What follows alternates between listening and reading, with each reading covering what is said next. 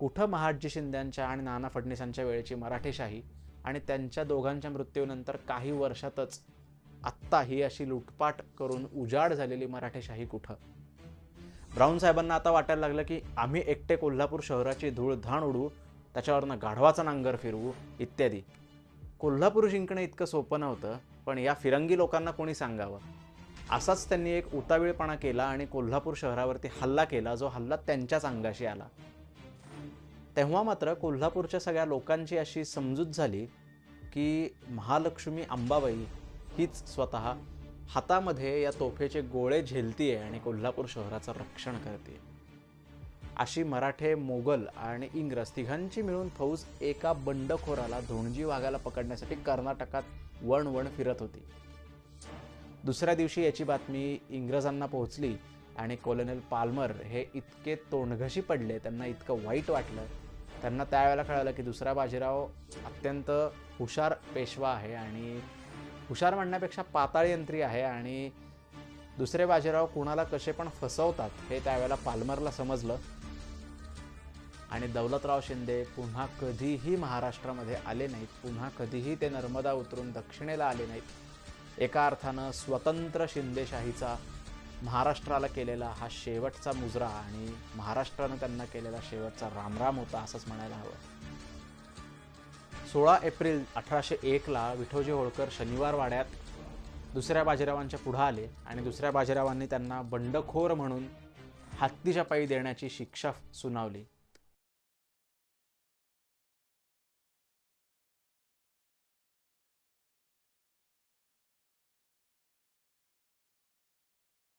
नमस्कार मंडळी, मी चिन्मय वाडेकर. माझ्या यूट्यूब चॅनलमध्ये तुम्हा सगळ्यांचं पुन्हा एकदा स्वागत. मागच्या एपिसोडमध्ये मी असं सांगितलं होतं की हा जो आत्ताचा एपिसोड 6 आपण करतोय हा मराठा सिव्हिल वॉर या आपल्या सिरीजची सांगता करेल. पण थोडासा अभ्यास केल्यावरती, रिसर्च केल्यावरती असं जाणवलं की वेळ जास्त जातोय एकदम 2 वर्षाचा कालावधी सांगण्यामध्ये आणि तितकंसं डिटेलिंग होत नाही आहे. त्यामुळे मी असं ठरवलं की हा एपिसोड 6 एक आपण करूयात आणि एपिसोड 7 आपण सांगता करूयात. त्याप्रमाणे हा 6वा एपिसोड आणि पुढचा 7वा एपिसोड. 7व्या एपिसोडमध्ये महाराजा यशवंतराव होळकरांची पुण्यावरची स्वारी आणि वसईचा तह या गोष्टी कव्हर होतील. त्याच्या आधी महाराजा यशवंतराव होळकरांचा उदय कसा झाला, दौलतराव शिंद्यांनी नेमका त्यांना विरोध कसा केला इत्यादी गोष्टींचा आपल्याला समाचार कशा घडल्या, काय घडल्या या सगळ्याचं डिटेल रिझनिंग या एपिसोडमध्ये बघायचं आहे. या एपिसोडमध्ये आपण प्रामुख्यानं 3 सेगमेंट्स करत आहोत. पहिलं सेगमेंट आहे करवीरचा वेढा आणि धोणजी वाघ. दुसरं सेगमेंट आहे दौलतराव शिंद्यांचा महाराष्ट्राला कायमचा रामराम. आणि तिसरं सेगमेंट आहे विठोजी होळकरांची क्रूर हत्या. आता ही सिरीज पुढचा एपिसोड झाल्यावरती संपेल, तर ही सिरीज संपल्यावरती आपण एक विशेष व्हिडिओ करणार आहोत की मी नेमके संदर्भ कोणते वापरले आणि तुम्हाला जर अगदी हार्डकोर इतिहास वाचायचा असेल, पत्र वाचायची असतील, घडामोडी सांगणारी तत्कालीन, तर काय केलं पाहिजे, कुठला इतिहास थेट कसा वाचला पाहिजे, कसं रेफरन्स मटेरियल वापरून आपण इतके डिटेल्ड भाग करू शकतो इत्यादी गोष्टी मी सगळ्या सांगणार आहे त्या व्हिडिओमध्ये. तर तो व्हिडिओ मेंबर्ससाठी आपल्या खास एक्सक्लुझिव्ह ठेवण्याचा माझा हेतू आहे. तर आपण मेंबरशिप घेतली नसेल चॅनलची तर नक्की घेऊ शकता मेंबरशिप. आणि हो, अजूनपर्यंत जर आपण चॅनल सबस्क्राईब केलं नसेल तर नक्की सबस्क्राईब करा. सेगमेंट 1 करवीरचा वेढा आणि धोणजी वाघ. मागच्या एपिसोडमध्ये आपण पाहिलं की बाळोबा तात्या पागनीस आणि नाना फडणीस यांनी पैसे भरून परशुराम भाऊ पटवर्धन यांच्या खुनाचा, यांच्या मृत्यूचा बदला घेण्यासाठी एक मोठी फौज कोल्हापूरला पाठवली. ही फौज का पाठवली होती, तर ही फौज पाठवली होती पटवर्धन सरदारांची मदत करण्यासाठी कोल्हापूरच्या महाराजांच्या विरुद्ध. बाळोबा तात्या आणि नानांनी मिळून जी फौज पाठवली ती दौलतराव शिंद्यांच्या हाताखालची फौज होती. ती फौज पाठवली त्यावेळेला त्याच्यावरती ब्राऊन साहेब म्हणून सरदार नेमले आणि हे ब्राऊन साहेबांच्या अध्यक्षतेखाली ही फौज कोल्हापूरच्या दिशेनं आपला प्रवास करू लागली. कराडच्या जवळपास रामचंद्र पंत आप्पा, महादजी पंत दाजी हे दोघंजणं आणि चिंतामणराव आप्पा पटवर्धन ही अशी पटवर्धनांची सगळी फौज एकत्र आली आणि या फौजेनं पुण्यावरनं पाठवलेल्या ब्राऊन साहेबांच्या फौजेची भेट घेतली आणि हे सगळे एकत्र आले. आता इथून पुढं ब्राऊन साहेब हा शब्द खूप वेळा येईल. तर ब्राऊन साहेब कोण आहेत, तर ब्राऊन साहेब आहेत दौलतराव शिंद्यांच्या बॅटॅलियनचे एक मुख्य कमांडर किंवा कमानदार आपण ज्याला म्हणू. तर झालं असं की या सगळ्या फौजा कराडला एकत्र आल्या आणि त्या हळूहळू कोल्हापूरच्या दिशेने येऊ लागल्या. कोल्हापूरच्या महाराजांनी स्वतः ते पन्हाळगडावरती गेले. निम्मी फौज त्यांनी पन्हाळ्यावर ठेवली आणि उरलेली निम्मी फौज कोल्हापूर शहरात ठेवली. तर या कोल्हापूर शहराला या फौजेनं पटवर्धन आणि शिंद्यांच्या फौजेनं वेढा घातला. आता स्वतः रत्नाकरपंत राजाज्ञा आणि हिम्मत बहाद्दर चव्हाण हे दोघं कोल्हापूरला ठाण मांडून बसलेले होते आणि स्वतः जातीनिशी या वेढ्याचं काम तपासून पाहत होते. आता तुम्हाला प्रश्न पडेल की हिम्मत बहाद्दर चव्हाण आणि रत्नाकरपंत राजाज्ञा नेमके कोण? तर हिम्मत बहाद्दर चव्हाण आणि रत्नाकरपंत राजाज्ञा यांच्याबद्दल आपण एपिसोड 4 मध्ये जाणून घेतलंय, तेव्हा तो एपिसोड नक्की पहा. तर इकडं स्वतः ही मंडळी कोल्हापूरच्या शहरामध्ये ठाण मांडून बसली आहेत म्हटल्यावरती कोल्हापूरचा वेढा काय सोपा नाही हे एव्हाना पटवर्धनांना पण कळालं होतं आणि ब्राऊन साहेबांनाही कळालं होतं. पण स्वतः इंग्रजी पलटण एखाद्या स्थानिक राज्यकर्त्याच्या राजधानीला वेढा घालते आणि तो वेढा यशस्वी होत नाही. असं घडल्यावरती त्या इंग्रजी पलटणीचा थोडासा इगो हर्ट झाला. ब्राऊन साहेबांचा विशेषतः इगो हर्ट झाला. ब्राऊन साहेबांना आता वाटायला लागलं की आम्ही एकटे कोल्हापूर शहराची धूळधाण उडवू, त्याच्यावरनं गाढवाचा नांगर फिरवू इत्यादी. कोल्हापूर जिंकणं इतकं सोपं नव्हतं, पण या फिरंगी लोकांना कोणी सांगावं. असाच त्यांनी एक उतावीळपणा केला आणि कोल्हापूर शहरावरती हल्ला केला, जो हल्ला त्यांच्याच अंगाशी आला. बरोबर 13 मार्च 1800 ज्या दिवशी नाना फडणवीसांचा मृत्यू झाला, त्याच दिवशी ब्राऊन साहेबांनी कोल्हापूरवरती शहरावरती हल्ला केला.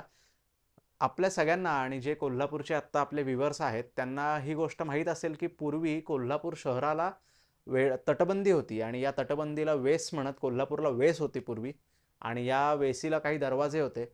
तर ते कुठले कुठले दरवाजे होते, ती वेस कधी पडली, या गोष्टी जर आपल्या व्ह्यूअर्सपैकी कुणाला माहीत असतील तर ते कमेंटमध्ये मला नक्की सांगा. तर या कोल्हापूरच्या वेशीला खिंडार पडलं आणि ब्राऊन साहेबांनी त्यांची बॅटॅलियन आत घुसवली. आता ही बॅटॅलियन म्हणाल तर ह्याला काही लोक इंग्रजी होते आणि जे मुख्य होते कमांडर ते, आणि बाकीची लोक देशी पलटणींमध्ये, देशीच आपली भारतातलीच माणसं त्याच्यामध्ये भरती केलेली होती. तर या फौजेनं कोल्हापूरला हल्ला दिला. कोल्हापूरमध्ये घुसून त्यांनी हल्ला केला. रत्नाकरपंत राजाज्ञा आणि हिम्मत बहाद्दर चव्हाण यांनी आतून हल्ला केला. त्याचबरोबरीनं कोल्हापूरच्या स्थानिक माणसांनी आतून हल्ला केला आणि करवीरवासियांनी या इंग्रजी फौजेचा धूळधाण उडवत पराभव केला आणि त्यांना पिछेहाट करावी लागली. त्यांना पिछेहाट आणि अपमान त्यांना सहन करावा लागला. ब्राऊन साहेबांचा मोठाच अपमान झाला आणि त्यांनी या त्यांच्या अपमानाचं, पराभवाचं सगळं खापर फोडलं रामचंद्र पंत आप्पांवरती. आता रामचंद्र आप्पांवरती खापर फोडलं की तुम्ही आमची मदत करत नाही, तुमचे जे सरदार आहेत ते रंकाळ्याचं पाणी बंद करत नाहीत, रंकाळ्याचं पाणी अजूनपर्यंत कोल्हापूरला मिळतंय, पाणी बंद केल्याशिवाय शहर कसं काय जेरीस येणार, इत्यादी गोष्टी त्यांनी केल्या. आता रामचंद्र पंतांनी पण उलटं सांगितलं की तुम्ही का न विचारता लढाई करायला पुढे गेलात, तुम्हाला कोणी सांगितलेलं वगैरे. थोडक्यात शिंद्यांची फौज आणि पटवर्धनांची फौज यांच्यामध्ये पहिली ठिणगी पडली. या चकमकीमध्ये आणि या लढाईमध्ये ब्राऊन साहेबांच्या हाताला गोळी लागली. त्यामुळे त्यांना लढाईचं, लष्कराचं काम काही करता येईना आणि इंग्रजी लष्कराची किंवा जे बॅटॅलियन्स त्यावेळेला बनवलेल्या होत्या त्यांची एक शिस्त आहे, जर तुम्हाला लागला असेल तर ते त्या फौजेतलं काम पाहू देत नाहीत. त्यामुळेच ब्राऊन साहेबांना पुण्याला परत जावं लागलं आणि इकडं त्यांची रिप्लेसमेंट म्हणून डोस साहेब नवीन आले. आता ब्राऊन साहेबांची रिप्लेसमेंट एवढी सोपी साधी सरळ गोष्ट नाही आहे. त्याचं कारण असं की ब्राऊन साहेब होते बाळोबा तात्या पागनीस यांच्या मर्जीतले आणि आता जे डोस साहेब येत होते, हे डोस साहेब मात्र सर्जेराव घाटग्यांचे अगदी चांगले मित्र होते. आणि मागच्या एपिसोडमध्ये आपण पाहिलं की सर्जेराव घाटग्यांना नजरकैदेतनं सोडवलेलं होतं दौलतरावांनी आणि ते हळूहळू आता कारभार घेणार होते. तर इकडं काय झालं की गुढीपाडव्याचा दरबार भरला होता वानवडीला. ही गोष्ट आहे मार्च महिन्याच्या अखेरीस आणि हा गुढीपाडव्याचा दरबार भरल्यावरती एक आनंदाची बातमी या दरबारामध्ये आली. ती अशी की लखबादादा लाड यांनी आग्र्यावरनं जयपूरवर स्वारी केली आणि जयपूरमधनं त्यांनी जबरदस्त खंडणी वसूल केली आणि ही खंडणी पुण्याला दौलतराव शिंद्यांकडे आली होती. याच्या आनंद प्रित्यर्थ म्हणून एक उत्सव ठेवण्यात आला, दरबार भरवण्यात आला आणि या दरबारामध्ये बाळोबा तात्या पागनीस आणि त्यांचे बंधू धोंडोपंत यांना कैद करण्यात आलं. बाळोबांची ही कैद झाल्यानंतर लवकरच पुढं त्यांचा मृत्यूसुद्धा झाला. तो भाग पुढं व्हिडिओमध्ये येईल. बाळोबांना कैद केल्यावरती लगेच कारभार दौलतराव शिंद्यांनी सर्जेरावांकडे दिला नाही. त्यांना काही दिवस होल्डवर ठेवलं म्हणूयात आपण आणि कारभार दिला गोपाळराव चिटणीस यांना. गोपाळराव चिटणीस हे उत्तरेतलेच एक कारभारी महत्त्वाचे शिंद्यांचे, महाडजी शिंद्यांच्या बरोबर ते लासवाडीच्या लढाईमध्ये होते आणि महाडजींबरोबर खांद्याला खांदा लावून लढण्यात त्यांचा मोठा वाटा होता. गोपाळराव चिटणीसांना काही केल्या कारभार एके हाती जमेना, ते तंत्र काही त्यांना जमेना. कारण त्यावेळेला शिंदेशाहीचा कारभार हा खूप गुंतागुंतीचा, बहुआयामी, बंडखोरी माजलेला, असा गोंधळ झालेला सगळा हा त्यांचा दरबार होता आणि स्वतः धनी त्यावेळेला वयाने लहान होते दौलतराव. त्यामुळे गोपाळराव भाऊंचा काय फार कारभार चांगला चालला नाही. नंतर सर्जेरावांनीच तो कारभार पुन्हा टेक ओव्हर केला. तर इकडं एप्रिलमध्ये डोस साहेब कोल्हापूरला येऊन पोहोचले आणि त्यांनी पण वेढ्याचं काम हाती घेतलं आणि इतक्यातच बाळोबा तात्यांचं पत्र गेलं रामचंद्र आप्पांना आणि बाळोबा तात्या कैद व्हायच्या आदल्या रात्री लिहिलेलं हे पत्र होतं. या पत्रात बाळोबा तात्यांनी रामचंद्र आप्पांना असं सांगितलं की सर्जेराव घाटग्यांचा पुन्हा उदय होतोय, तेव्हा हे जे डोस साहेब येत आहेत तुमच्या मदतीला, हे तुमचा घात करणार आहेत. सावध राहावा आणि इथनं पुढं सावधपणानं आपला कारभार हाका. हा इशारा मिळताच रामचंद्र आप्पांनी ठरवलं, आता कोल्हापूरचा वेढा आपण पुरे करू, आपल्या जीवाला काहीतरी अपाय होईल. त्यांनी एके दिवशी रात्री चिंतामणराव आप्पा, स्वतः त्यांचे बंधू माधवराव दाजी, बापू गोखल्यांचे काका धोंडोपंत गोखले, स्वतः बापू गोखले, या सगळ्यांची बैठक भरवली आणि यांना सांगितलं की आता आपण काही करून रातोरात निघून जाऊयात आणि वेढ्याचं काम सोडून दुसरीकडं स्थलांतरित होऊयात. मग काय, कोल्हापूरच्या वेढ्याचं काम चांगलंच चालू होतं. दिवसा जर फौज उठून गेली तर ती फौज पळून गेली अशी नाचक्की होईल. कोल्हापूरची माणसं ती फौज लुटायला कमी करणार नाहीत, म्हणून रात्री निघून जायचा सगळा बेत पक्का ठरला. 25 एप्रिल 1800ला बाळोबा तात्यांचं हे मी सांगितलेलं पत्र रामचंद्र आप्पांना मिळालं आणि लगेच 5 दिवसामध्ये 30 एप्रिलला रात्री फौजेचा वेढा उठवून रामचंद्र आप्पा, पटवर्धन, त्यांच्यासोबत धोंडोपंत गोखले निघून गेले निपाणीच्या बाजूनं. 30 एप्रिलला रात्री कोल्हापूरच्या माणसांना माहीत होतं की बाहेर फौजेचा वेढा पडलाय, वेसीच्या बाहेर जाण्यात काय अर्थ नाही वगैरे.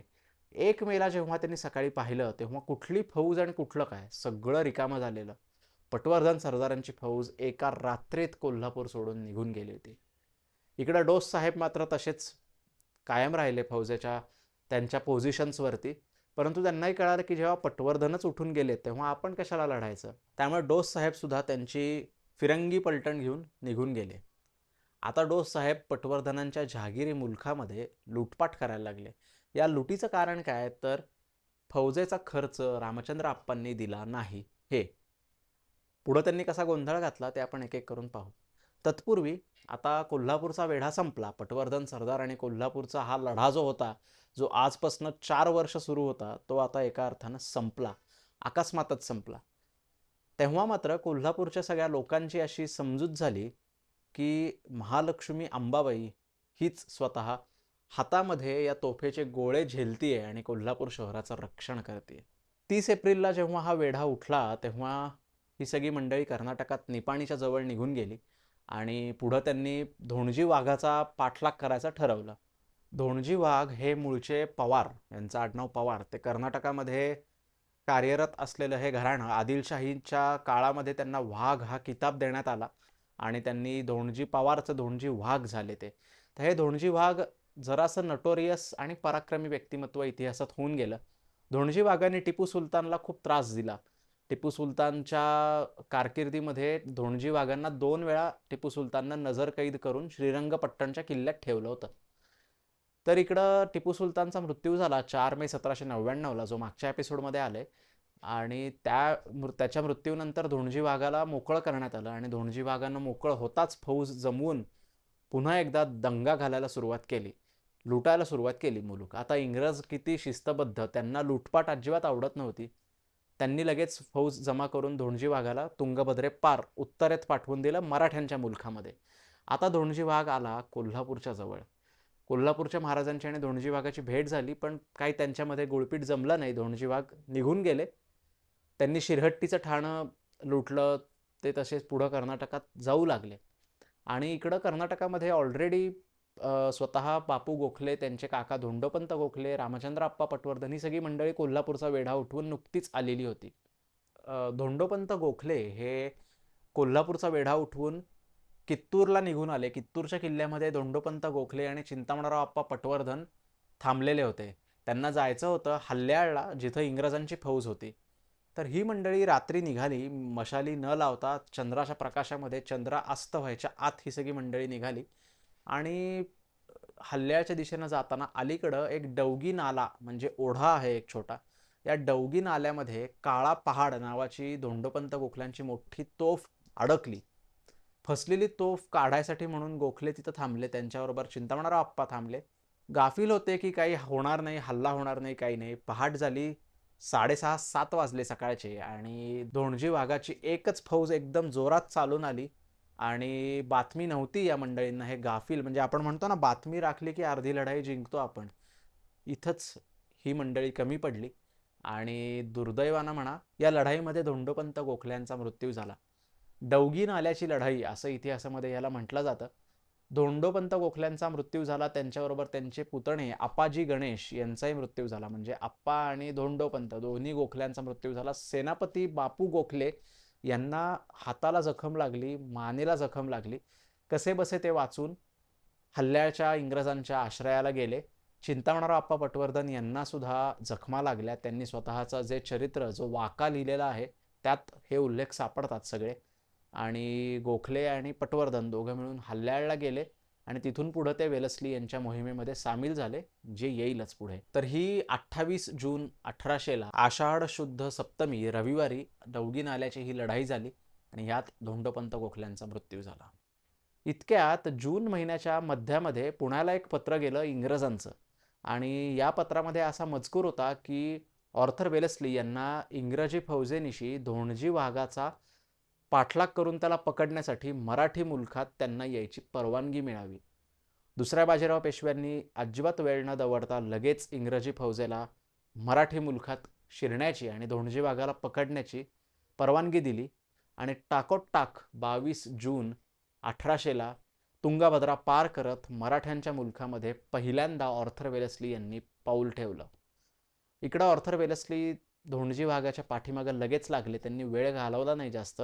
ऑर्थर वेलस्ली यांच्याबरोबर 21,000ची फौज होती. या फौजेमध्ये घोडदळ, पायदळ इन्क्लुडेड दोन्ही मिळून 21,000ची ही फौज होती आणि 55 सुसज्ज अशा लांब पल्ल्याच्या आणि जवळ पल्ल्याच्या मिक्स तोफा होत्या. असा मोठा सरंजाम घेऊन ऑर्थर वेलस्ली मराठ्यांच्या मुलखात शिरले.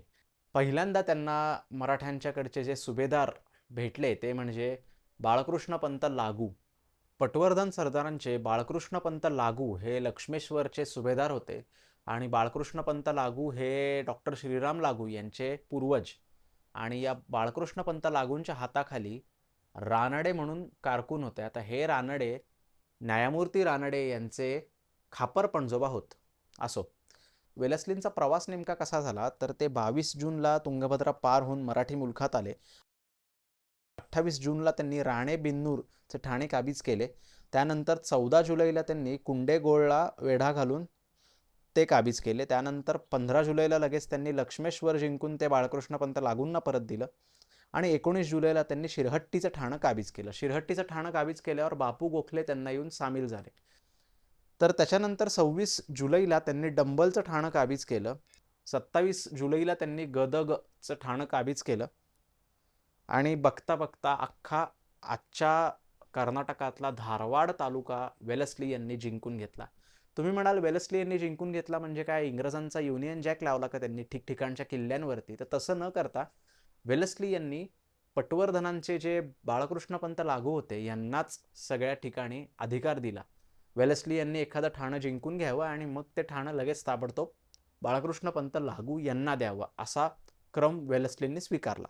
आता मात्र केवळ मुलूख जिंकून, ठाणे जिंकून मराठ्यांचा फायदा होतोय, आपला काही फायदा होत नाही असं वेलस्लींना वाटलं आणि ऑर्थर वेलस्लींनी त्यांच्या फौजेच्या 3 टोळ्या केल्या आणि या टोळ्या भर पावसाळ्यामध्ये गनिमी गावाचा युद्ध खेळणारा धोणजी वाघाच्या पाठीमागे लागल्या. पहिली टोळी अशी होती की ज्याच्यामध्ये तोफा होत्या, बाजार बुणगे होते आणि ही टोळी मनोळी किल्ल्यावरती थांबली. दुसरी जी टोळी होती ती दोडवाड घेण्यासाठी म्हणून पुढे गेली आणि तिसरी जी टोळी ज्याच्यामध्ये स्वतः वेलस्ली होते हे जालिहाळच्या दिशेनं निघून गेले. आता जालिहाळला एक लढाई झाली आणि याच्यामध्ये सरदार पटवर्धनांच्या फौजेचा, चिंतामणराव आप्पांचा पराभव झाला आणि घटप्रभा नदी उतरून उत्तरेत जायला वाघ याला उतार मिळाला आणि आता वाघ तिकडं त्या दिशेने निघून गेला. साहजिकच आहे, या ज्या 3 टोळ्या केलेल्या होत्या त्या टोळ्यांचा आता रोख बदलावा लागणार होता. वेलस्ली यांची मोबिलिटी ट्रिप, त्यांच्या सैन्याची मोबिलिटी, चपळता इतकी विलक्षण होती की ते पट पट पट हालचाली करत होते. त्यांनी या 3 टोळ्या लगेच रिऑर्गनाइज करत नव्या 4 टोळ्या केल्या आणि ह्याच्यामध्ये एकत्रित सगळी फौज ठेवली. बरं, आता ह्या 4 टोळ्यांकडे जायच्या आधी आपण हे जाणून घेऊयात की ह्यावेळेला निजाम हैदराबादचे यांची काही फौज वेलस्लींबरोबर होती. स्वतः बापू गोखले, चिंतामणराव पटवर्धन, बाळकृष्ण पंत लागू ही सगळी मंडळी मराठ्यांची फौज एकत्र होती. अशी मराठे, मोगल आणि इंग्रज तिघांची मिळून फौज एका बंडखोराला, धोणजी वाघाला पकडण्यासाठी कर्नाटकात वण फिरत होती. विचार करा, धोणजी वाघाचा केवढा पराक्रम असेल मोठा. जर धोणजी वाघांचा पराक्रम योग्य त्या मार्गाने युटिलाइज केला असता तर किती फायदा झाला असता. असो, या काळाचा महिमाच तसा आहे. आता तुम्हाला रेग्युलर व्ह्युअर्स आहेत त्यांना तर कल्पना आहे या काळाचा कसा महिमा येते. 4 टोळ्या केल्या इंग्रजांनी त्यांच्या फौजेच्या. त्या टोळ्या अशा होत्या. स्वतः स्टीव्हन्सन हे घटप्रभा नदीच्या दक्षिण तीरानं जाणार होते. हे स्टीव्हन्सन हैदराबादच्या सबसिडरी फौजेवरचे मुख्य अधिकारी, ते हैदराबादवरनं आले होते.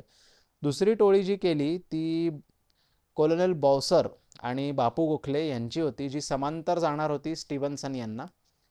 तिसरी टोळी ज्याच्यामध्ये स्वतः ऑर्थर वेलस्ली होते ती मलप्रभा नदीच्या उत्तर तीरानं जात होती. चौथी टोळी होती मेजर केपर यांची, जी मलप्रभाच्या दक्षिण तीरानं जात होती. या केपर सोबत पटवर्धन सरदार सुद्धा होते. आता ह्या तुम्ही जर बघितलं तर मलप्रभा आणि घटप्रभा या नद्यांच्या मधल्या दुआबामध्ये, मधल्या टापूमध्ये ही सगळी टॉम अँड जेरी सारखी धरपकड सुरू आहे आणि या धरपकडीमध्ये लवकरच वाघ आता शरण येईल असं प्रत्येकाला वाटत होतं. परंतु धोणजी वाघ ह्या सगळ्यातनं सुद्धा निजामाच्या मुलखामध्ये शिरला, मराठ्यांचा मुलूक सोडून. आणि ही सगळी जी फौज होती, 4 टोळ्या ज्या होत्या, यांनी काही अंशी धोणजी वाघाला आयसोलेट केलं. त्याचबरोबरीनं ऑर्थर वेलस्ली धोणजी वाघांच्या फौजेत जे म्हणून बंडखोर सामील झालेले सगळ्यांना फोडत होते एक एक करून. कसं फोडायचं लोकांना, तर लोकांना फोडायचं जहागिरीचं आमिष दाखवून. अशी फोडाफोड सुरू होता होता निजामाच्या मुलखामध्ये धोणजी वाघ एकटे पडले. एकटे पडले म्हटल्यावरती लढाई द्यायला वेलस्ली पुढं सरसावले आणि जालिहाळला सगळी या 4ही टोळ्या एकत्र आल्या आणि 30 सप्टेंबर 1800ला निजामाच्याच राज्यामध्ये जालिहाळच्या जवळ एक मोठा रणसंग्राम झाला. याच्यामध्ये धोणजी वाघांचा मृत्यू झाला. धोणजी वाघांचा मृत्यू झाल्यावरती लगोलग ऑर्थर वेलस्ली हुबळीला गेले आणि मराठ्यांच्या फौजा पुन्हा मंगळवेढा, पंढरपूर या दिशेने येऊ लागल्या. विचार करा, एका साध्या बंडखोराला पकडण्यासाठी इंग्रजांना किती कष्ट सोसावे लागले. आणि या बंडखोराचा जर मराठ्यांनी स्वतःच्या बाजूने उपयोग केला असता तर नक्कीच टिपू सुलतानचा बदला घेऊन इंग्रजांना हरवणं शक्य झालं असतं, असं म्हटल्याशिवाय राहवत नाही या पॉईंटला, या घडीला. असो, इतिहासामध्ये जरतरला काही स्थान नाही. आता आपण पुढच्या सेगमेंटकडे जाऊयात. सेगमेंट 2, दौलतराव शिंद्यांचा महाराष्ट्राला कायमचा रामराम. आपण आत्तापर्यंत जाणून घेतलं कर्नाटकामध्ये काय हालचाली घडल्या, कोल्हापूरचा वेढा कसा उठला आणि वेलस्ली यांनी कशी मोहीम केली. आता आपल्याला जाणून घ्यायचं आहे पुणे दरबारामध्ये नानांच्या मृत्यूनंतर 6 महिन्यात काय घटना घडल्या. 13 मार्च 1800ला नानांचा मृत्यू झाला. त्यानंतर लगेच वर्षप्रतिपदेच्या दरबारामध्ये, म्हणजे जवळजवळ मार्च एंडिंगला गुढीपाडव्याच्या दरबारामध्ये अमृतराव यांना दुसऱ्या बाजीरावांनी कारभारी पदाची वस्त्र दिली. नाना फडणीसांचे उत्तराधिकारी कारभारी झाले अमृतराव.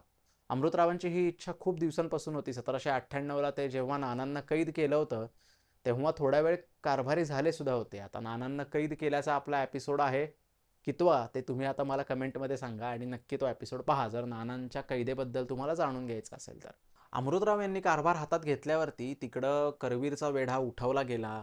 इकडं जे शिंदे राण्यांच्या बाजूला लढणारे जे सरदार होते या प्रत्येकांना दौलतराव शिंद्यांनी तोफेच्या तोंडी देण्याचा महिमा पुण्यात बसून सुरू केला आणि हे सगळं दौलतराव शिंद्यांनी अमृतरावांच्या देखत केलं. अमृतरावांना काही केलं हे पाहावे ना. लवकरच जून महिन्यामध्ये 14 जून 1800ला दुसऱ्या बाजीरावांनी नाना फडणीसांचे जे अनुयायी होते त्याच्यामध्ये नारोपंत चक्रदेव आले, खुन्या मुरलीधरवाले दादा गद्रे आले, असे बाकीचे त्यांचे सगळे त्र्यंबकराव परचुरे आले. ही सगळी मंडळी दुसऱ्या बाजीरावांनी शनिवार वाड्यात या सगळ्यांना बोलवलं आणि शनिवार वाड्यातल्या आरसे महालामध्ये या सगळ्यांना घेऊन गेले आणि आरसे महालामध्ये विश्वासघातानं दुसऱ्या बाजीरावांनी नाना फडणीसांच्या सगळ्या अनुयायांना कैद केलं. अमृतराव पेशव्यांना या सगळ्या मंडळींचा मोठा आधार होता आणि ही सगळी मंडळी अमृतरावांना आता नाना फडणीसांच्या जागी मानत होते. अमृतरावांना अशा प्रकारे दुसरा धक्का बसला आणि आता मात्र अमृतरावांचा धीर हळूहळू खचायला लागला. त्याचबरोबरीनं अजून एक विलक्षण अशी घटना घडली ज्याच्यामुळे अमृतरावांना अगदीच कारभारी पद नकोसं झालं. ते म्हणजे पंतप्रतिनिधी यांना कैद करणं. आता पंतप्रतिनिधींना ते पुण्यात राहायला होते आणि त्यांनी त्यांच्या आईच्या विरुद्ध त्यावेळेला बंडखोरी केलेली होती आणि पंतप्रतिनिधी वयात आले होते. काहीसे विक्षिप्त होते ते आणि त्यांनी ताई तेलीन नावाची एक रक्षा जवळ केलेली होती, एक दासी जवळ केली होती. दुसऱ्या बाजीरावांनी नेमकं हे हेरलं आणि 30 सप्टेंबर 1800ला शिंद्यांच्या पलटणी पाठवून पुण्यातल्या पंतप्रतिनिधींच्या वाड्याला गराडा घातला आणि पंतप्रतिनिधींना कैद केलं. पंतप्रतिनिधी कैद झाल्यावरती थोडीशी गडबड उडाली, पण ती लवकरच शिंद्यांनी फौजेच्या जोरावर कुचलून टाकली. त्याच वेळेला 5 सप्टेंबर 1800ला सर्जेराव घाटग्यांना पुन्हा एकदा दौलतराव शिंद्यांचं कारभारी पद देण्यात आलं. याचा परिणाम असा झाला की शिंदे राण्या पुन्हा एकदा बिथरल्या. सगळंच बिघडत चाललं. कसं कसं काय ते आपण आता पुढं जाणून घेऊयात. पंतप्रतिनिधी कैद झाल्यावरती आता पुण्यामध्ये एक सिक्रेट कमिटी स्थापन झाली. का झाली आहे तर या सिक्रेट कमिटीचा मुख्य उद्देश काय आहे, कसा आहे ते मी सांगतो. तत्पूर्वी आता मी 2 मिनिटापूर्वी तुम्हाला सांगितलं की सर्जेराव घाटग्यांना कारभार मिळाला. सर्जेराव घाटग्यांनी आता एक नवीन मागणी पुढे ठेवली दुसऱ्या बाजीरावांच्या. ती अशी की पटवर्धन सरदारांचा सगळा मुलूक सर्जेराव घाटग्यांना जहागीर म्हणून देण्यात यावा, दौलतराव शिंद्यांना जहागीर म्हणून देण्यात यावा. दुसऱ्या बाजीरावांना जरी पटवर्धनांचा राग होता तरी पण त्यांना घाटगे मोठे झालेले आणि शिंदे मोठे झालेले मुळीच आवडत नव्हतं. त्यामुळे त्यांनी साहजिकच विरोध केला या गोष्टीचा जेवढा शक्य आहे तेवढा. परंतु नाईलाजास्तव त्यांना लिहून द्यावं लागलं की तुम्ही पटवर्धनांचा मुलूक घ्या म्हणून. त्याचबरोबर जेव्हा या सनदा घाटग्यांना दिल्या दुसऱ्या बाजीरावांनी तेव्हा लगेच गुप्तपत्र पटवर्धनांना पाठवले की तुम्ही घाटग्यांना अजिबात मुलखामध्ये शिरू देऊ नका, लढाई करा. तर सर्जेराव घाटग्यांची ही सगळी दादागिरी होत असताना ह्याच्या विरुद्ध दौलतराव शिंद्यांच्या विरुद्ध सिक्रेट कमिटी स्थापन झाली पुण्यात. या सिक्रेट कमिटीमध्ये कोण कोण होते? बाळोजी कुंजीर, पुण्याचे इंग्रजांचे रेसिडेंट कोलोनेल पाल्मर आणि अमृतराव पेशवे थोड्या दिवस सुरुवातीला. तर इकडं 22 जुलै 1800ला अमृतराव पेशव्यांनी कारभार सोडला आणि ते भिवंडीला निघून गेले आणि बाळोजी कुंजीर हे आता कारभारी झाले. बाळोजी कुंजीर कोण? तर बाळोजी कुंजीर यांचं घराणं मूळचं पुरंदर तालुक्यातल्या वाघापूरचे ते पाटील आहेत. बाळोजी कुंजीर या वाघापूरच्या पाटलांचा घराण्यातला एक सामान्य व्यक्ती बाळोजी कुंजीर. दुसऱ्या बाजीरावांनी त्यांना थेट कारभारी पद दिलं. दुसऱ्या बाजीरावांना इंग्रजांची मदत मिळवण्यासाठी ही सिक्रेट कमिटी स्थापन झाली आणि या सिक्रेट कमिटीचा मुख्य उद्देश हा होता की आपण इंग्रजांची जी हुब्बळीला वेलस्ली यांच्या हाताखाली फौज आहे ती पुण्याला आणायची आणि शिंद्यांना पुण्यातनं हिंदुस्थानात काढून लावायचं. सगळं ठरलं. आता वेलस्ली यांना पत्र गेली की लवकरच दुसरे बाजीराव पुण्यावरनं बाहेर पडतील किंवा इशारा तरी देतील की या तुम्ही पुण्याला म्हणून, किंवा शिंदे त्यांना कैद तरी करतील. 3 पैकी एक काहीतरी होईल.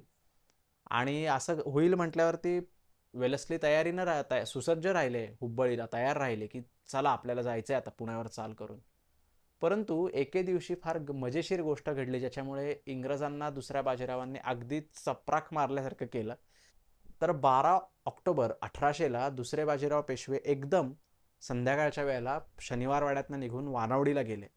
वानवडीला गेल्यावरती दौलतराव शिंदे निजले होते, झोपले होते, वामकुक्षी करत होते, घेत होते आणि दुसरे बाजीराव अचानकच फक्त 2 हुजरे सोबत घेऊन शिंदेंकडे गेलेत म्हटल्यावर दौलतराव शिंदे उठून उभे राहिले. त्यांनी मुजरा केला ताबडतोब. गप्पा झाल्या, मस्करी झाली, खुशालीच्या गप्पा झाल्या आणि दौलतराव शिंदे, दुसरे बाजीराव एका हत्तीवरती बसून वानवडीवरनं पुण्याला आले आणि रात्री जवळजवळ 12-12:15 मेजवानी घेऊन वानवडीला परत निघून गेले. शनिवार वाड्यात ही मेजवानी झाली. दुसऱ्या दिवशी याची बातमी इंग्रजांना पोहोचली आणि कोलोनेल पाल्मर हे इतके तोंडघशी पडले, त्यांना इतकं वाईट वाटलं. त्यांना त्यावेळेला कळालं की दुसरा बाजीराव अत्यंत हुशार पेशवा आहे आणि हुशार म्हणण्यापेक्षा पाताळयंत्री आहे आणि दुसरे बाजीराव कुणाला कसे पण फसवतात हे त्यावेळेला पाल्मरला समजलं आणि पाल्मरचे चांगले डोळे उघडले. 2च दिवसामध्ये दुसऱ्या बाजीरावांनी पत्र लिहिलं वेलस्ली यांना की आता मोहीम संपली आहे धोंडजी वाघाची, तुम्ही आता परत निघून जावा. बिचारे ऑर्थर वेलस्ली हात हलवत तुंगभद्रा पार परत श्रीरंगपट्टणला गेले.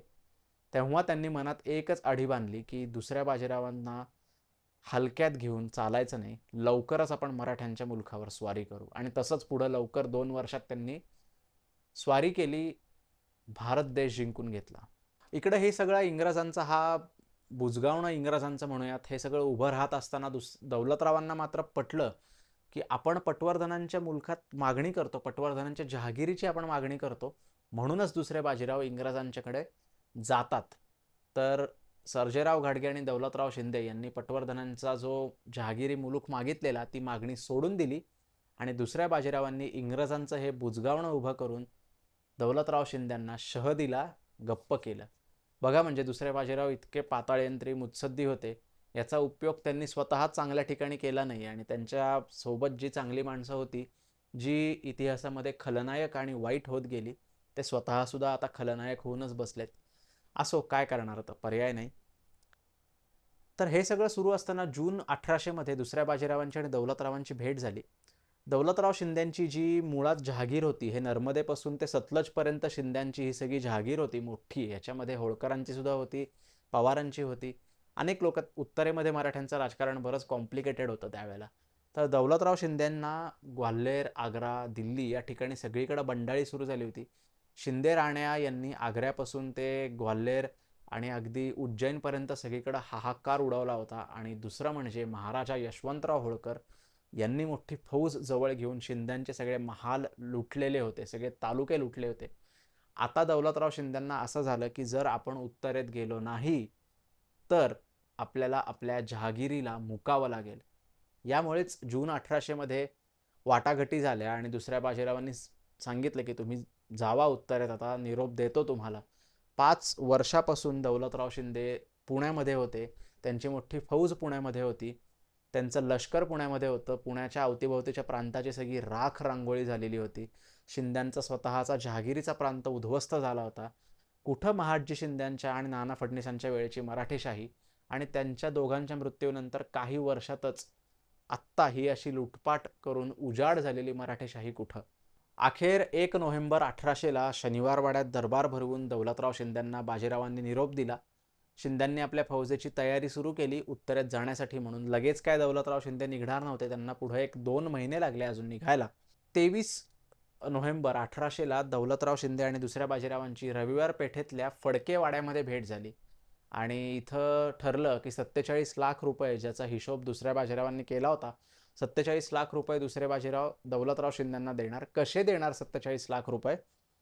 तर 10 लाख रुपयाची वरात गायकवाडांवरती, म्हणजे 10 लाख रुपये गायकवाडांनी शिंद्यांना द्यावे, 12 लाख रुपये बुंदेलखंडातल्या सुभेदारांनी द्यावे आणि 25 लाख रुपये पुण्यातल्या सावकारांकडनं दौलतराव शिंद्यांनी घ्यावे.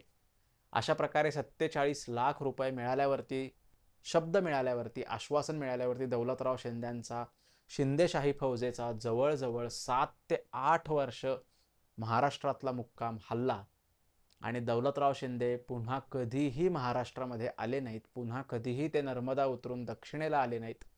एका अर्थानं स्वतंत्र शिंदेशाहीचा महाराष्ट्राला केलेला हा शेवटचा मुजरा आणि महाराष्ट्रानं त्यांना केलेला शेवटचा रामराम होता असंच म्हणायला हवं. सर्जेराव घाटग्यांना काही फौज देऊन दौलतराव शिंद्यांनी पुण्यालाच ठेवलं होतं, कारण दुसऱ्या बाजीरावांवर वचक राहायला हवा. दुसऱ्या बाजीरावांनी उपोषण करायची धमकी घातली, खूप कुरकुर केली, सगळं केलं, परंतु काही केल्या शिंद्यांनी प्रॉमिस केलं नाही की आम्ही घेऊन जाऊ सर्जेराव घाटग्यांना. शेवटी दौलतराव शिंद्यांनी असा शब्द दिला की सर्जेराव घाटग्यांना आम्ही हलके हलके घेऊन जाऊ उत्तरेत. आणि अशा प्रकारे दौलतराव शिंदे आता निघाले. यावेळेला बैजाबाई शिंदे 8 महिन्याच्या गरोदर होत्या, त्यामुळे डिसेंबरच्या सुरुवातीला दौलतराव शिंदे पुण्यावरनं निघाले आणि ते फेब्रुवारीच्या अखेरीस बुऱ्हाणपूरला मध्य प्रदेशला पोहोचले. वाटेत ते महिनाभर जामगावला थांबले होते. तेव्हा बैजाबाईंना मुलगा झाला, परंतु तो जगला नाही, तशी नोंद आपल्याला कुठे इतिहासात सापडत नाही. लगेच तो मृत्युमुखी पडला. अशा प्रकारे दौलतराव शिंद्यांचा एका अर्थानं एक चॅप्टर मराठेशाहीतला, जो दक्षिण मराठेशाहीतला होता, तो पूर्णत्वाला आला. सेगमेंट 3, विठोजी होळकरांची क्रूर हत्या.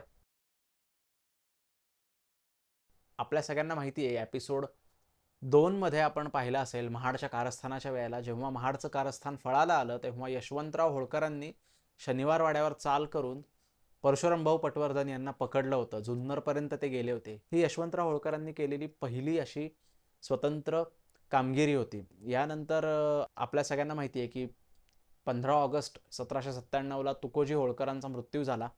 त्याच्यानंतर महिनाभरातच 14 सप्टेंबर 1797ला मल्हारराव होळकर दुसरे यांची लढाईमध्ये यांचा मृत्यू झाला. शिंद्यांनी लढाई करून त्यांना उधळून लावलं. तर ह्या वेळेला यशवंतराव होळकर जे निसटून गेले ते जेजुरीला गेले. जेजुरीवरनं यशवंतराव होळकर नागपूरकडे निघून गेले. त्यांच्याबरोबर त्यांचे बंधू विठोजी होळकर सुद्धा होते.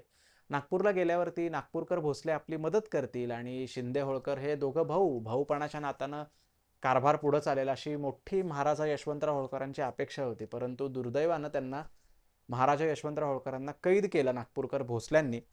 30 जानेवारी 1800ला यशवंतराव होळकर नागपूरच्या कैदेतनं पळून गेले आणि ते काही दिवस थोडा धारला होते धारच्या पवारांकडे आणि नंतर ते महेश्वरला गेले आणि महेश्वरला गेल्यावरती त्यांना देवी अहिल्याबाई होळकर यांचा सगळा खजिना मिळाला आणि त्यांनी स्वतःची फौज उभी केली आणि फौज उभी करता करता सगळी होळकरशाही आता महाराजा यशवंतराव होळकरांच्या हाताखाली त्यांच्या झेंड्याखाली जमू लागली.